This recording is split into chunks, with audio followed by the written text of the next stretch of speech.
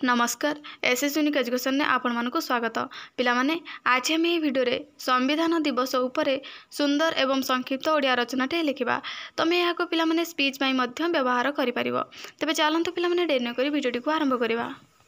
भारत रे संविधान दिवस प्रतिवर्ष नवेम्बर मास 26 तारिख रे पालन करा जाए। आम देश हेउची एक गणतांत्रिक राष्ट्र। आम देशर संविधान हेउची विश्वर सर्वबृहत लिखित संविधान। यह भारतर गणतंत्र पाई सर्वोच्च शासन दलिल भावरे कार्य करे। 1947 मसीहा अगस्ट मास 15 तारिख रे आम देश स्वाधीन हैला। सेतेबेले देशर सबुठारु बड़ समस्या हैला देश किपरि चलाजिब एवं आईन श्रृंखला किपरि प्रतिष्ठा हेबो।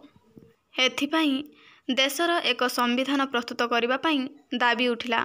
से समय समस्त नेता एही दाबी को समर्थन करथिले।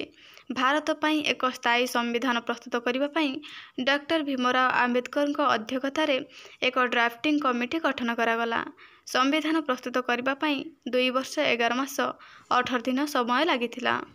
1949 मसीहा नवेम्बर मास 26 तारिख रे संविधान प्रस्तुत होई 1950 मसीहा जनवरी मास 26 तारिख रे कार्यकारी हैला। एही संविधान प्रस्तुत करिबारे डॉक्टर भीमराव आंबेडकर भूमिका अत्यंत गुरुत्वपूर्ण थिला।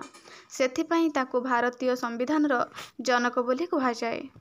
भारतर प्रधानमंत्री श्री नरेंद्र मोदी 2015 मसीह संविधान दिवस पालन करने को घोषणा करथिले। एही दिन विद्यालय महाविद्यालय और विभिन्न अनुष्ठान मानकरे संविधान दिवस पालन करने सहित विभिन्न प्रतियोगितामूलक कार्यक्रम करा जाए। संविधान दिवस पालन करिवार उद्देश्य हेउची आम देशर नागरिक माने संविधान गुरुत्व बुझी निजर कर्तव्य और अधिकार विषय सचेतन हेबा सहित आम राष्ट्र को शक्तिशाली करी गढ़ी तोलिबा। पिला माने आशा करछि भिडियोटी तुम मानक पे हेल्पफुल हेबो। तबे भिडियोटी को लाइक कर देबो। चैनल नुआ थिले चैनल को सब्सक्राइब करके ऑल नोटिफिकेशन को ऑन कर देबो। धन्यवाद।